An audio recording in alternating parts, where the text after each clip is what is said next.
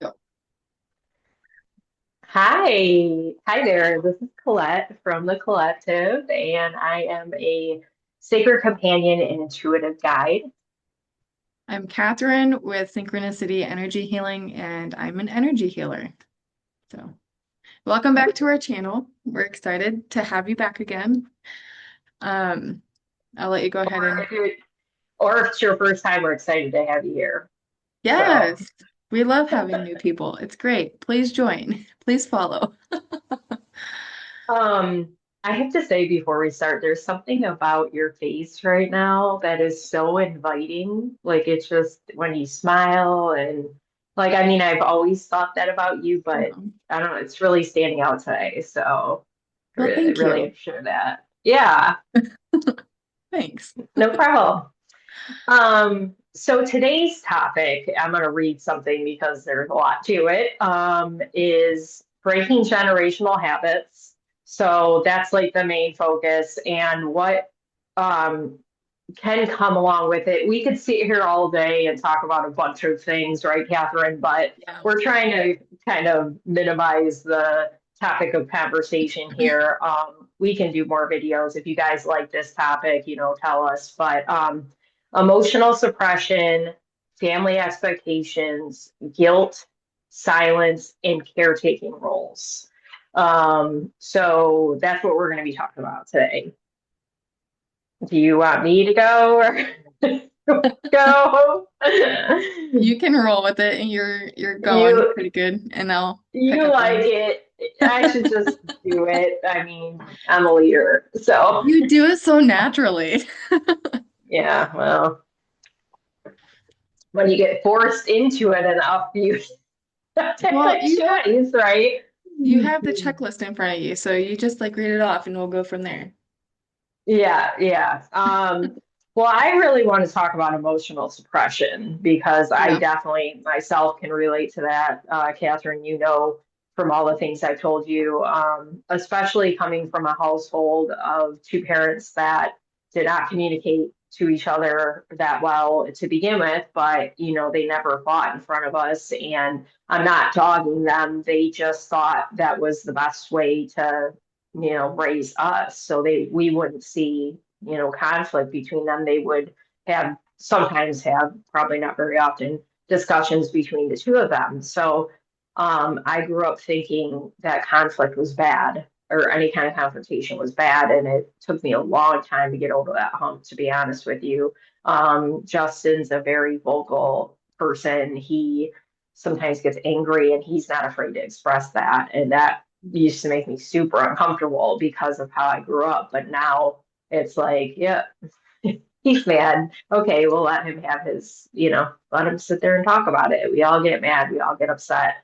Right. Um, but, that not only created a space where I talk about this on my channel. So if you're hearing it again, I'm sorry. But um, I when I was in my 20s, early 20s, I think, I had a disagreement with a longtime friend. Like I've known him since I was 10. And well, maybe a little bit older, maybe like 12. I don't know. Anyway, I've known him a long time and we had a disagreement like where we were talking online, AOL, what's up? That seems forever ago. Really dating Um, ourselves. yes, exactly. So we had a disagreement online, and I thought he did never wanted to be friends with me again. Hmm. So that's what emotional suppression created for me. And not just that, I don't know if you relate to this, Catherine, but I feel like I um, was emotionally immature because of that for a long time. Yeah. Because I didn't know how to express myself in a healthy way. That would include like me because I was suppressing everything so much. And I think a lot of people probably resonate with that because the generations that came before us just kind of like everything was fine. And, we don't talk about feelings and, we'll just throw a band-aid on it and it'll get fixed kind of Yeah. mentality, instead of therapy and, medication if you need it, or, different kinds of therapy, I guess. But um, shoot, where was I going? Woo! I was talking about, oh, emotional immaturity. Oh, so that would create outbursts for me. I don't know Yeah. about you, where I would just like, cry out of like, oh, sometimes out of nowhere, but a lot of times just like something would happen and then I would be like in tears, like overly emotional about it because I wasn't expressing myself. So I don't find myself really having those moments now that I'm talking more about my feelings and, going to therapy and getting Yeah. it out. Like grief, that's a perfect example, right? So I lost my dad in December and it's hard, don't get me wrong. I have a lot of hard days, but I kind of like ask myself every once in a while because I go to a grief group and I'm thinking, wow, these people have been here for a long time. Like I feel good after just a couple of sessions here, and are they just hanging on to grief for dear life? Like, I don't, but I think it's because I'm sharing and expressing my Yeah. grief. So you really got to express your feelings because otherwise you explode or you get sick or, I don't know, it's not, it doesn't feel good to not No. share. No, it doesn't. And it's very like relieving and freeing when you do finally share. Um, and it's like a relief that you didn't realize was possible until it finally happens. Like if you're genuinely able to like release it with somebody, somebody that truly hears you and like gives you that space to do it.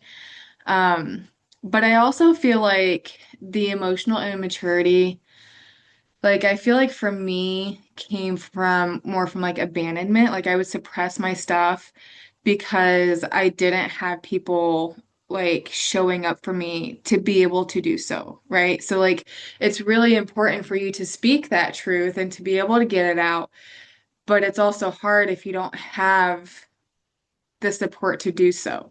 And so it is important to find like a counselor or a grief group or some sort of support system to help you process that if you don't have that directly around you. Um, because everything you said about the emotional maturity is right. Like it does come out in outbursts. You bottle it up until you just can't do it anymore, and you're kind of like a ticking time bomb until it releases. At least that's like how I felt. And I really feel like motherhood highlighted that for me.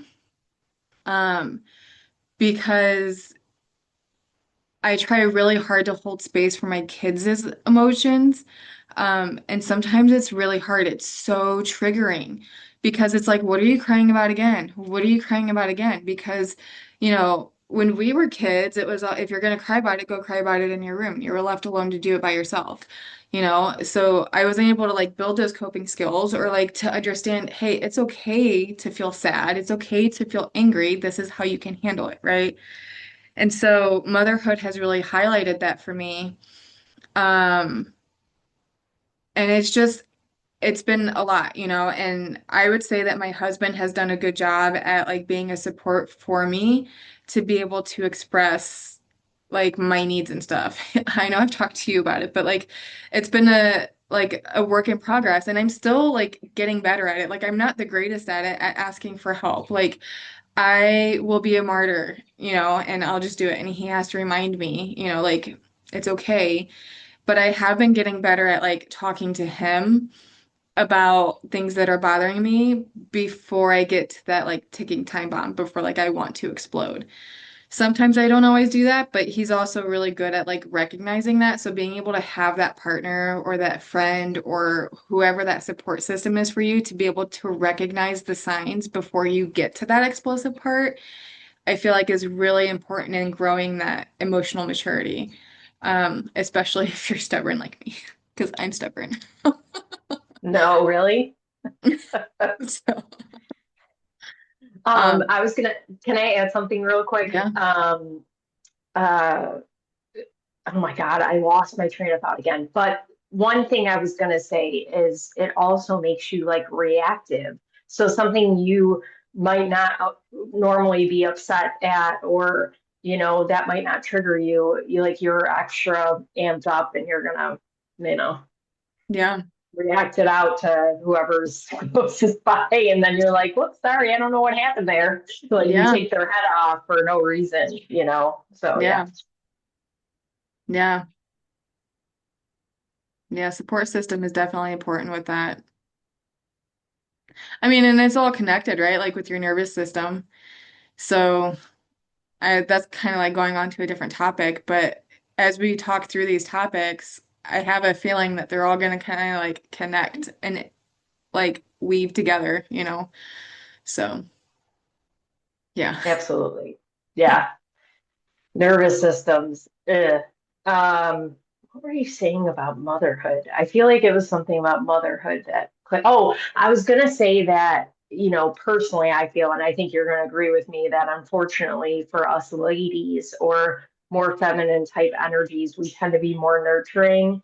And that's why we take on, all these things, because it's what's been expected. Like I feel like the generations that came before us, they were always doing everything, while the man was out working, right? Yeah. And so now we're working and we're doing all of these things. And I definitely can relate with, so the emotional suppression piece that kind of got me in that caretaking role. Like I ended up emotionally, like you were saying, you take on your kids' emotions. No, I like everybody. It's just like, here, Yeah. let me help you. You're feeling bad. Like when Justin gets mad, I'm like, okay, how can I fix this? What can I do? Can I, take some of that burden? And it's like, but that part is not my burden. Like that's not for Right. me to take. I just have to physically be there and listen. And, if he needs something from me, I will help him. Right. That's also, this is kind of, I think, digressing the topic, but that's also emotional monitoring, which is like a trauma response to like narcissism. So you're always monitoring somebody's emotions. That's like, aside from already not knowing how to handle your emotions, like you're monitoring somebody else's to try to fix their emotions that you don't really know how to fix because you don't even know how to fix your own. But it's more of like, how am I going to prepare myself to survive the situation? But depending on like how they're going to respond.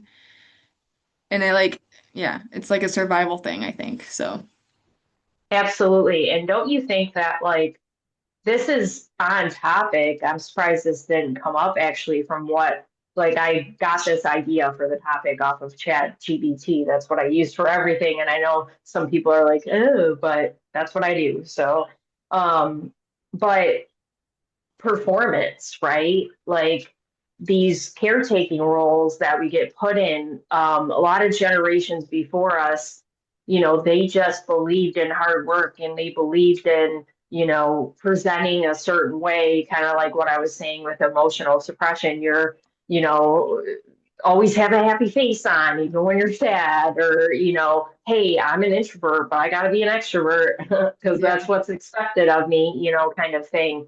Not stepping out of the norm. So I think that's what kind of created, and this came up in my reading today that I did, created like high performers essentially, because hmm, it's like they just get put in that caretaking role, or I forget what the good kid is, the golden child or the golden child. So they have this like ridiculous pressure on themselves, like from themselves, but from other people, to be this like super freaking hero. And it's like, I'm a human too.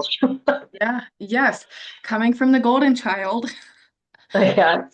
uh, literally, like, and it's funny because I'm the youngest of three, and usually, I think it says like saying out there that it's the first daughter that is like the caretaker, Uh, the one that picks it up. That's what they say, but I think it's the baby of the family. Yeah. And so I'm just going to speak on my experience for a minute, just because I feel like with it being said that it's the oldest child, you always hear that like in videos and people talk about it, but you never hear it about it coming from like the youngest. And so we kind of get the stigma of being spoiled and the favorite and whatnot, right? But like nobody thinks about, And have it easy. We yeah, have it easy. absolutely. But nobody takes into consideration that when everybody else moved out and left, they were left alone with their parents. And so if you had narcissistic parents or parents that didn't get along or parents that were irresponsible, not saying that mine were, but you had to handle all of that. And so my parents fought. And so I was left working in high school, going to high school, but also helping with their bills. When I went off to college, I drove back and forth to help my mom with her medical stuff. I paid off their car. I like financially helped them a lot. Um, Mm. and to turn around and find out that to some degree, at some point, my siblings resented me because I was the golden child. Because on the outside looking in, I'm the one that went to college. My parents helped move me, they would help me if they could, but like they had more of a financial advantage because my parents had filed bankruptcy while they still lived with us. So when my brother moved away, my parents filed bankruptcy and we like had no money. Not that we ever had like a lot to begin with, but um like there came a point where like the money that I made from working, I bought my school clothes with. I bought like my first car with. Like I didn't have that help. And nothing against my parents. They did the best that they could and they're amazing. Well, my mom is amazing. My dad wasn't all that bad. That's a different story. But um my siblings left. They moved away.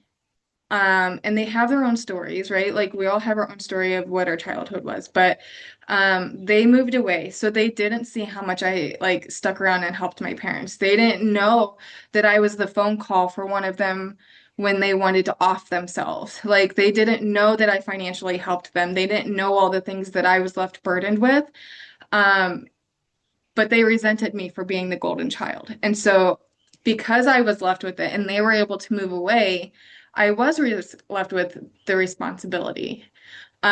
But because I was labeled the golden child and I wanted to make my parents proud and I wanted to fulfill that role, I did strive to go to college. I did strive to like be quote unquote better than my siblings and to prove that like I'm better, right? Like I think some of that also came with brainwashing from my dad. Even to right up before I stopped talking to him, he said, you're smarter and you're more successful than your siblings. Well, not really. Like, according to who? Like, let's be honest here. Um, and so he always put me on this pedestal, which I think contributed to that resentment. Um, and it, like, all of that to say is that don't don't undermine exactly what you think that golden child is necessarily going through because chances are it's a lot more than just them being spoiled or getting what they want or whatever. Like they're carrying that burden too, unless they've got perfect parents, which no parent is. Um, Mm. and so it's a lot. Like it's heavy and I feel like it's not really talked about enough. I think we're just kind of masked by that golden child stigma. So Hmm. Yeah, that was well said. Absolutely. I felt like I Um, rambled for a minute. no, you absolutely did not. That was great. Absolutely. That was a perfect example of what I was saying. I don't even remember. I, I'm sorry, everybody. I'm tired. Catherine and I talked about this before we got on.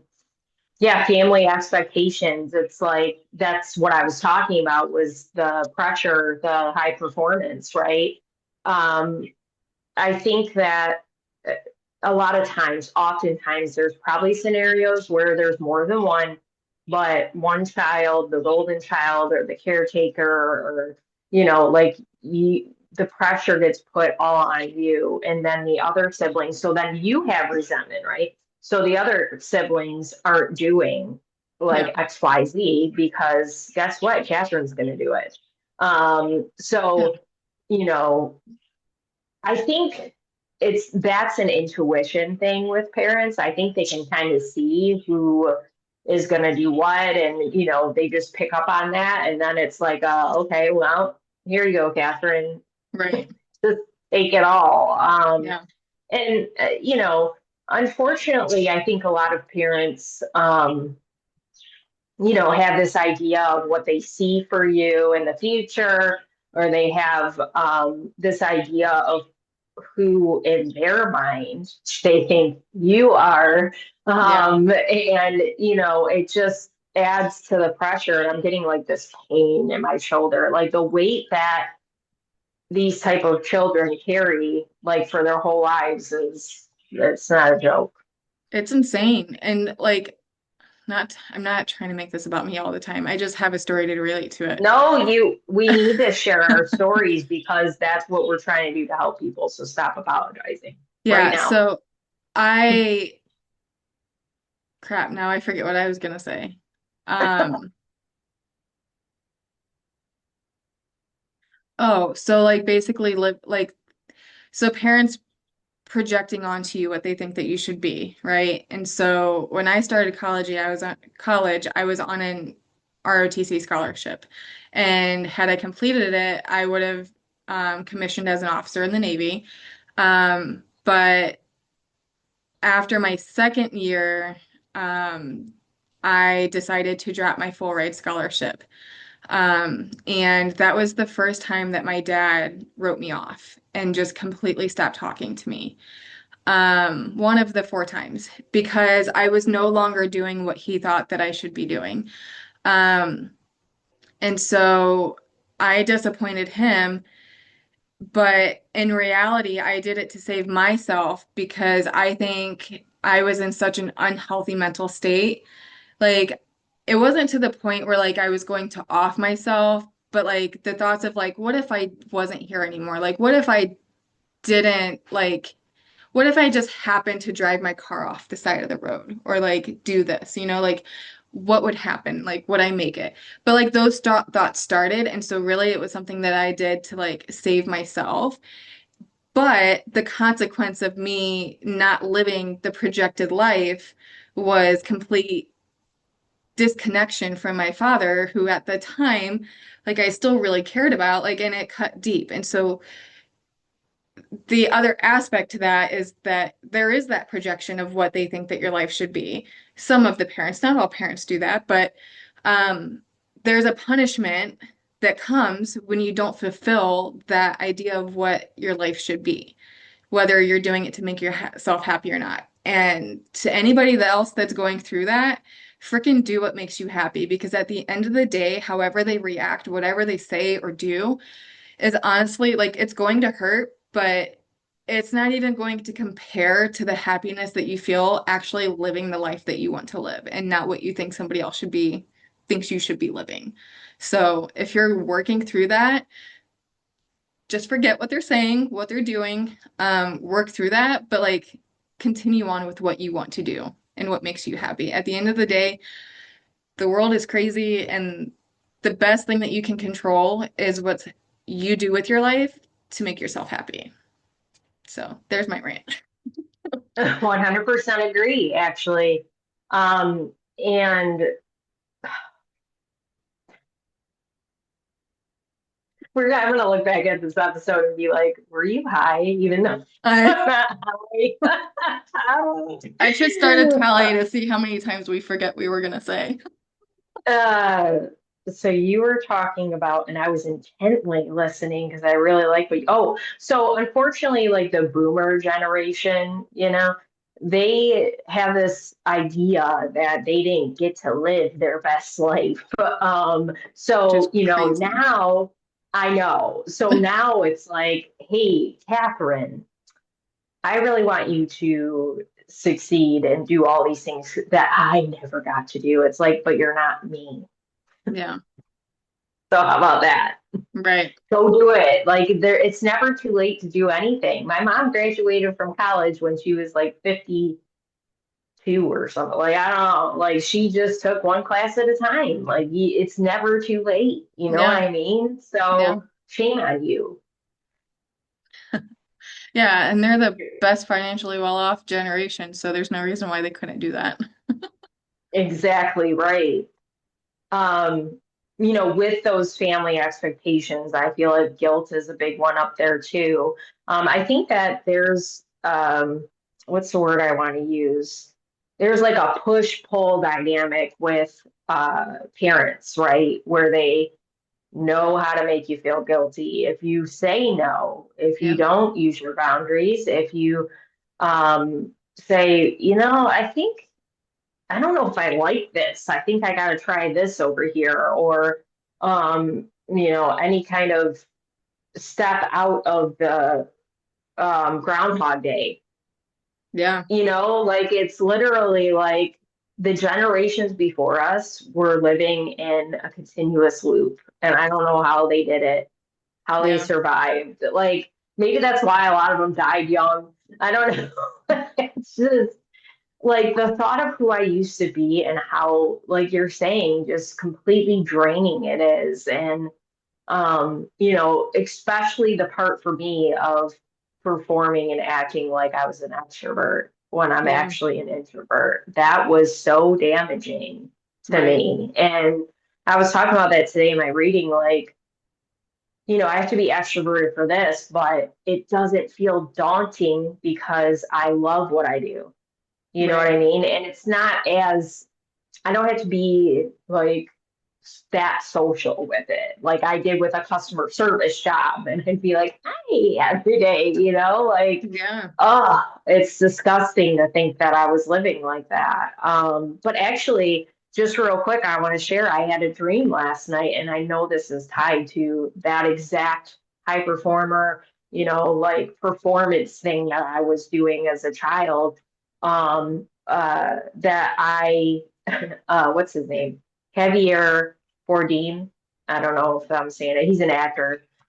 He usually plays a villain, and he was actually in one of the James Bond movies. It's my favorite James Bond movie. Like he's so good, and that's kind of what the he reminded me of in my dream. And he was unpredictable, and he was like, "Okay, we're gonna have this talent show." And I mean, we were working, but we all had to create. We had to do this talent show, and it was like 2 days before the talent show that he magically made up. I was gonna have to do a ballet dance. Oh, jeez. Now, I did ballet when I was like probably 4 to 6, and then I transferred over to jazz. So if you ask me, I mean, there's a few steps I can do because I know like pirouette and um, actually I can't think of any more. I probably would know if you said it, but I know a couple ballet things, but I wouldn't be able to do a full on ballet performance, right? And I was like, I stressing so bad. I'm like, I don't know how I'm gonna do this. I don't know how I'm gonna do this. So then the day of, and like the repercussions were bad. Like I know they were. I don't know what they were, but it was gonna be bad. And the day of the performance, this girl who actually knew how to do it, she's like, I'm just gonna step in for you because there was no way I knew the routine or how to do it shit. So it's like you get put in these impossible situations that you have to navigate yourself through, and then you end up just like, and Yeah. but you're over here worrying and feeling guilty and whatever if you make a completely different choice. Like you just think you're wrong, and it's not wrong to Yeah. decide different for yourself. Don't feel guilty about being you. Like that's literally what we're doing. I had a conversation recently with someone about living in their authenticity. Because they get a lot of flack from their family, a lot of criticism, as being like the bad kid in the family, right? Like they're very much the Black black sheep. sheep in the family. Yeah. Mhm. Um, and they expressed that they're just tired, of constantly hearing it and battling with it and feeling like they are the bad one, when there's people in the family that are like have done much worse, right? Like he's Mhm. by far not the worst one in the family. Um, but that person is actively trying to be more authentic. And in response, I made the comment that it is absolutely exhausting to try to wear a mask for people and still not get their approval. Um, it's exhausting. And so at some point you have to decide, is it worth your mental health? Is it worth your physical and mental health to continue to be surrounded by people that make you feel poor about yourself when you know you're an amazing person? You're learning you're an amazing person. You're learning that people do genuinely like the authentic version of you, but you've got your family that continues to make you feel poor about yourself. And so you have to decide. I get that it's family, right? But like at some point, you have to decide between your own health and well-being or appeasing people that, and at the end of the day, don't really care that much about you if they're being that critical about what version of you they get, right? So, I think you should put that quote on your page which quote? about the quote about how, like, why are you going to be this person with this mask on if Yeah, you're still not going to get their approval? Like, yeah, that's a really good, that's absolutely 100% correct. Why do yeah. we do that? Yeah. And they make us feel guilty. They Mm-hmm. make us feel guilty about these things that we do or having, it's all about control. They just want it has to be a system. We have to stay in the game. Right. The zombies, like we have to be the NP or what's it called? Is it the NPC? I think it's the NPC, whatever. They don't Yeah. want us to be the main character. They want us to stay with them in the NPC role. And nope, we're not going to be doing that. Yeah. Or or you just happen to be the scapegoat for their life, right? Like whatever is going on in their life, they just need somebody to be worse than them so that they can feel better about themselves, which Mhm. is terrible in itself too. Yes, 100%. So they're actually the black sheep. Yeah. Yeah. Imagine that. Hmm. Um, so I don't know about you, Catherine. This is kind of the last thing I think we'll talk about, unless you have something else you want to say. But um, I noticed that I'm working through this right now where I can get pretty serious. And sometimes that's like a silent withdrawal or um like retreat kind of thing. I don't really know how that developed from my childhood, honestly. But I feel like there's something associated with it. Maybe like having to grow up too fast. So I felt like an adult. So there's kind of like this, um, silence associated with, um, but maybe it's tied to the emotional suppression. I don't know. I don't know if you get what I'm saying, but I feel like there's something with having like too much silence or too much of a shutdown or too much of a withdrawal. Like for instance, here I'll give you an example to try to help it along here. For me, I when I was younger, I spent most of my time alone when I was at home. Like I was in my room. And even at the time, I thought, is this normal? Like, why am I in here? Like I don't want to be out there. I don't want like that out there. I want to be, it was like my own little world, Colette world, and perhaps a way to escape. But I talked to my therapist about that and I noticed it's playing out in my real life. Like I kind of retreat into my room and I'm like, oh, you know, it's safe in here. I'm safe in here kind of Yeah. thing. I mean, that's probably not going to pertain to everybody, but I feel like, if you experience any kind of lack of communication from your parents or lack of fighting or lack of whatever, that it might be hard for you to speak, or maybe what you said wasn't taken seriously, or maybe your parents made you feel like you can't speak, like maybe they thought you talked too much, or, so that might be part of where, you know, Yeah, I that feel comes like a from. lot of that stems from just like the lack of presence from day to day with our parents' generation. Um, it was, I mean, like we would leave in the morning and be outside until the streetlights came on. Like we were never home. And then if we got in trouble, we were sent to our room, and so I feel like in some way, shape, or form, we've been programmed to retreat when we're stressed or not feeling the best, right? Um, I also think that to some degree it could depend on the person, right? Like on, an empath or a more sensitive person may genuinely need that to recharge, and it might not be a trauma response, right? Like maybe they did Hmm. have great supportive parents that taught them to be emotionally stable and they know how to handle it, and that's not why they're retreating, but they literally just need it to recharge.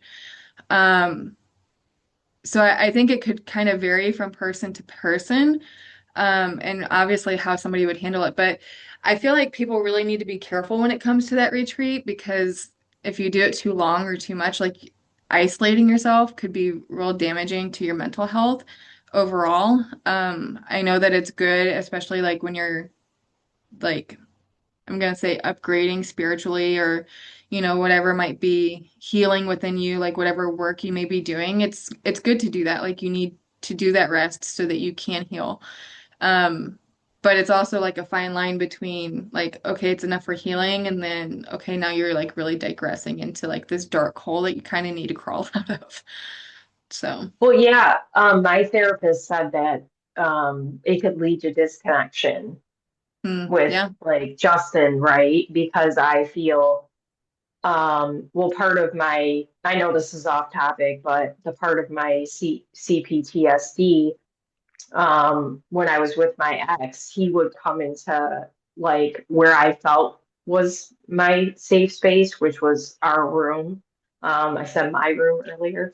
I don't know why I said that. Well, because I spend more time in there, I guess.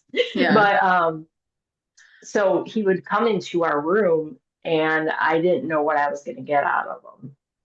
So I'm still anticipating that, even though yeah, I've been with Justin for like 5 years and like that's not going to happen.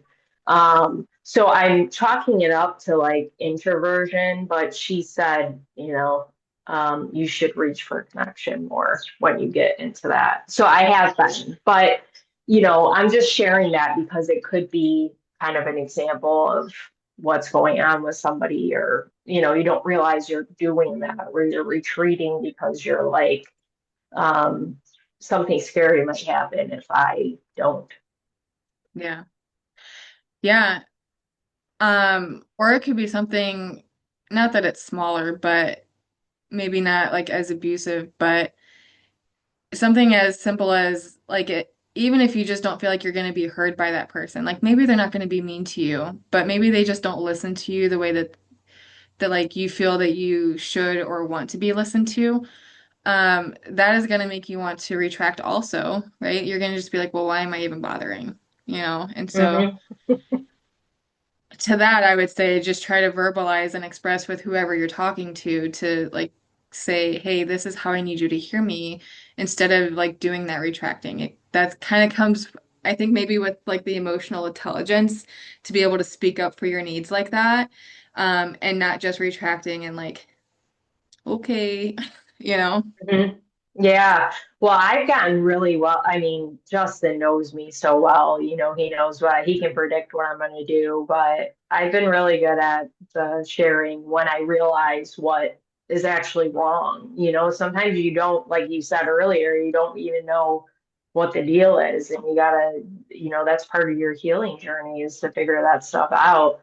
Yeah. Um, so, and that's why we're here talking about the generational cycles because there's a lot of different kinds of them and so many, right? And we could sit here all day and talk about them, Yeah. but I'm tired and I'm just straight honest right now. Yeah.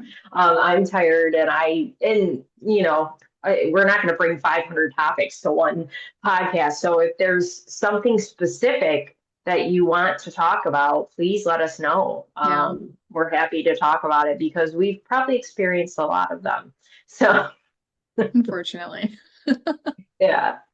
I mean, a lot of us have in different ways, but Catherine and I have a lot of similarities. Yeah. So we're kind of fortunate on that because we get each other like Yeah. really well in that space.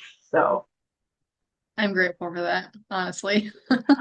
me too, man. I don't know what No, I'd do without you for real. same. Literally.